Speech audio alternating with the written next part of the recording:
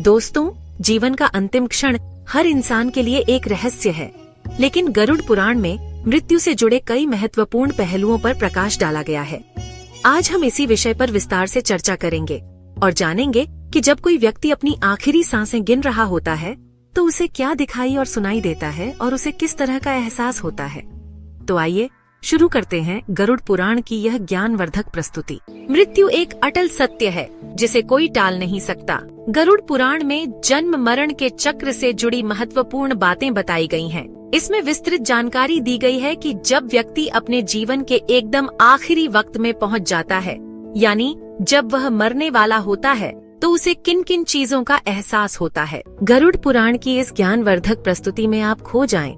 इससे पहले हम आपको बता दें कि इस वीडियो को अधूरा देखने की गलती बिल्कुल भी न करें, क्योंकि यह गरुड़ पुराण की कथा है और भगवान श्री हरि विष्णु कहते हैं कि कभी भी व्यक्ति को गरुड़ पुराण की किसी भी कथा को अधूरा नहीं सुनना चाहिए, क्योंकि अधूरा ज्ञान हमेशा विष के समान होता है। तो दोस्तों, आपसे यही आग्रह है कि वीडियो को बिना स्किप किए आखिर तक जरूर देखें। साथ ही इसे एक लाइक करके कमेंट में जय श्री हरि विष्णु लिखकर ईश्वर को अपना आभार व्यक्त करें। गरुड़ पुराण में बताया गया है कि जब व्यक्ति आखिरी सांसें ले रहा होता है तो उसे उन लोगों का साया अपने आसपास नजर आने लगता है जो पहले ही इस दुनिया से जा चुके हैं। उसे ऐसा एहसास होता है कि मानो वे लोग उसको अपने पास बुला रहे हों। ऐसा माना जाता है कि मरने वाले को ऐसे संकेत इसीलिए मिलते हैं ताकि वह अपनी आखिरी इच्छा अपने परिजनों को बता सके। गरुड़ पुराण में बताया गया है कि जब व्यक्ति का दम निकलने वाला रहता है तो एक प्रकार का रहस्यमय द्वार दिखने लगता है। कुछ लोगों को उस द्वार से प्रकाश की किरणें निकलती हुई नजर आती हैं, तो कुछ को उस द्वार से आग की लपटें निकलती हुई दिखती हैं। कोई व्यक्ति गंभीर रूप से बीमार है और ऐसा कुछ दिखाई दे तो परिजनों को समझ जाना चाहिए कि अब वह व्यक्ति उनका साथ छोड़ने वाला है। उन्हें उसकी आखिरी इच्छाएं जाननी शुरू कर देनी चाहिए। जीवन के आखिरी पलों में व्यक्ति को श्याम वर्ण के ऐसे लोग नजर आते हैं जो उससे बात करते हैं। दरअसल यह यमदूत होते हैं जो उस व्यक्ति की आत्मा को अपने साथ ले जाने आते हैं।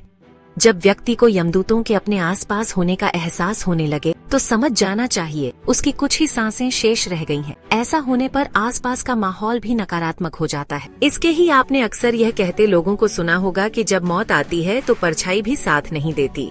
तो हम आपको बता दें कि यह सिर्फ एक कहावत नहीं बल्कि सच है। व्यक्ति का आखिरी वक्त निकट आ जाने पर उसे पानी, शीशा और घी तेल में अपनी परछाई नहीं दिखाई देती। ऐसा होने पर तुरंत समझ जाएं कि अब अधिक समय शेष नहीं रह गया है। जब व्यक्ति का आखिरी वक्त करीब आता है तो उसे अपने बीते हुए कल के अच्छे और बुरे कर्म अचानक से याद आने लगते हैं। अंतिम समय आने पर वह अपने मन में दबी हुई इच्छाएं अपने परिजनों को बताना चाहता है जो उसने आज तक किसी से साझा नहीं की है। ऐसा होने पर आपको उस व्यक्ति की बातें धैर्यपूर्वक सुननी चाहिए और उनकी आखिरी इच्छाएं पूर्ण करनी चाहिए। हम आपको बता दें कि महर्षि वेदव्यास ने 18 पुराणों का संकलन किया। इनमें से 3 पुराण, श्रीमद् भागवत महापुराण, विष्णु पुराण और गरुड़ पुराण को कलिकाल में महत्वपूर्ण माना गया है। इन तीनों पुराणों में भी गरुड़ पुराण का महत्व सबसे अधिक है। गरुड़ पुराण हिंदू धर्म के 18 पवित्र पुराणों में से वैष्णव संप्रदाय से संबंधित एक महापुराण है। यह पुराण सनातन हिंदू धर्म में मृत्यु के बाद सद्गति प्रदान करने वाला माना जाता है। भगवान श्री हरि विष्णु को इस पुराण का अधिष्ठात्री देव माना जाता है। हिंदू धर्म में मृत्यु के बाद गरुड़ पुराण का श्रवण करने का प्रावधान है। गरुड़ पुराण कहता है कि मनुष्य के कर्मों का फल मनुष्य को जीवन में तो मिलता ही है, परंतु मनुष्य के मृत्यु के बाद भी कर्मों का फल मिलता है। इसलिए कर्मों के ज्ञान को प्राप्त करने के लिए हिंदू धर्म में किसी मनुष्य की मृत्यु के बाद मृतक को गरुड़ पुराण का श्रवण कराने से मृतक को जन्म और मृत्यु से जुड़े सभी सत्य का ज्ञान मिल सकता है। इसके साथ ही हिंदू धर्म के 16 संस्कारों में 3 जन्म से पूर्व, 4 जीवन काल में तथा 1 संस्कार मृत्यु के उपरांत किया जाने वाला अंतिम अर्थात अंत्येष्टि कर्म है, जिसका संबंध दाह संस्कार और अन्य अनुष्ठानों से है। मत्स्य पुराण के अनुसार मृत्यु से 12 दिनों तक मृतक की आत्मा अपने आवास और सगे संबंधियों के आसपास ही रहती है।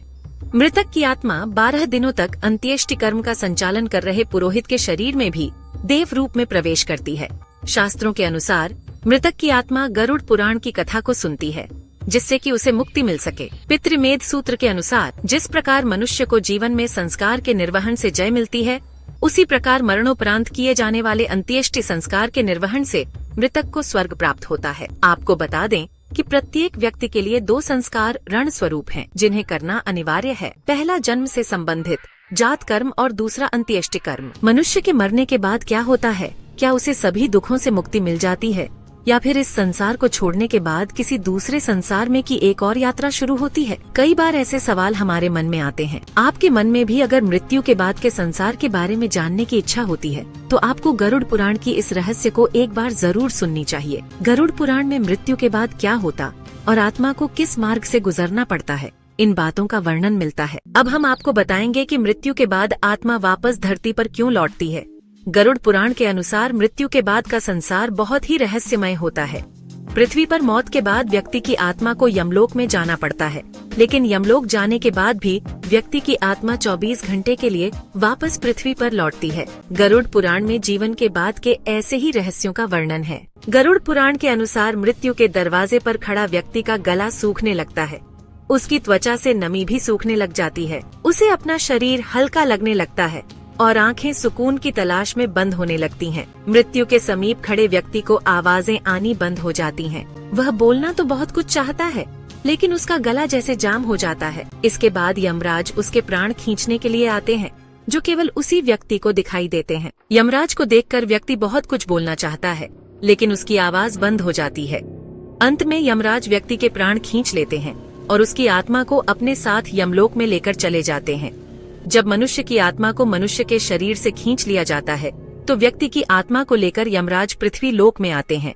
गरुड़ पुराण के अनुसार व्यक्ति की मृत्यु के बाद पापी मनुष्य को 2.5 मुहूर्त यानी 24 घंटे के लिए यमराज धरती पर लेकर आते हैं। पृथ्वी लोक पर आकर यमराज व्यक्ति के कर्मों का लेखा एक बार फिर से देखते हैं और 24 घंटे के लिए मनुष्य की आत्मा पृथ्वी पर विचरण करती है। हिंदू धर्म में जो मनुष्य मर जाता है, उसकी 13वीं की जाती है।